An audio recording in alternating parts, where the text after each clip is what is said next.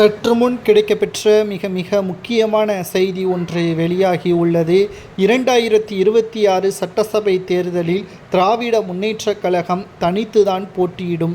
2026 சட்டசபை தேர்தலில் திமுகவின் கூட்டணி கட்சிகள் பல தொகுதிகளை கேட்பதால் அதை கொடுக்க முடியாமல் திமுக திணறி வருகிறது.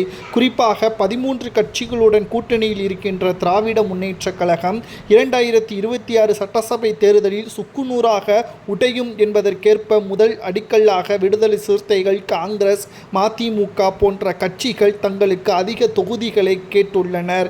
இதனால் என்ன செய்வதென்று தெரியாமல் திமுகவின் தலைவரும் தமிழக முதல்வருமான ஸ்டாலின் அவர்கள் அதிர்ச்சியடைந்துள்ளார். கிட்டத்தட்ட 4-5 கட்சிகள் திமுகவிடம் இருந்து விலகினாலே போதும் திமுக டெபாசிட்டை இழக்கக்கூடிய நிலைமை உருவாகும்.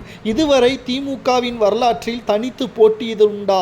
இந்த முறை நிச்சயமாக திமுக தனித்து போட்டியிட வாய்ப்பு அதிகமாக இருக்கிறது. அதற்கு மிக முக்கியமான காரணம் மக்களவை தேர்தலில் அனைத்து தொகுதிகளிலும் வெற்றியடைந்துவிட்டோம் என்ற ஆணவம் என்றும் கூறப்படுகிறது. இதனால் தான் திமுகவின் கூட்டணி கட்சிகளுக்கு நாங்கள் கொடுக்கின்ற சீட்டுக்களை வாங்கி கொண்டு போட்டியிட வேண்டும், அப்படி ஏதாவது பேசினால் திமுகவின் கூட்டணியிலிருந்து தாராளமாக விலகலாம் என்று நேற்று இரவு நடைபெற்ற மீட்டிங்கில் தெரிவித்திருக்கிறார்கள். இதனால் கடும் கோபமடைந்த கூட்டணி கட்சிகள் திமுக இந்த முறை தனித்துதான் போட்டியிடும் என்பதற்கேற்ப மறைமுகமாக தெரிவித்திருக்கிறார்கள். நாங்கள் அதிமுகவுடன் கூட்டணி வைக்கிறோமா இல்லையா என்பது இரண்டாவது விஷயம்.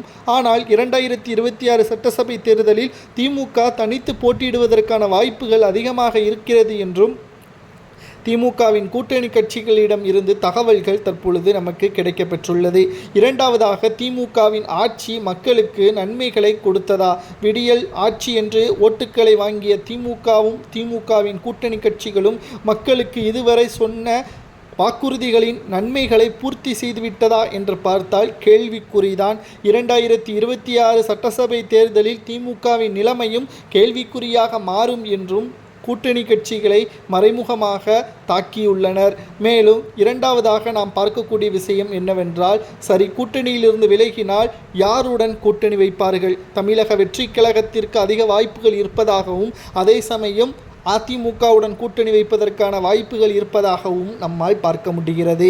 ஏனென்றால் இரு கட்சிகளுடன் கூட்டணி வைத்தால் அதிக தொகுதிகள், அதிக அளவிலான வரவேற்புகள் மக்கள் மத்தியில் இருந்து கிடைக்கும். அதேபோல் 2011ஆம் ஆண்டு எதிர்க்கட்சி அந்தஸ்து திமுக இழந்தது போல் 2026லும் திமுக எதிர்க்கட்சி அந்தஸ்தை தனித்து போட்டியிட்டால் இழக்கும் என்ற தகவல் பற்றி கருத்துக்களை கூறுங்கள்.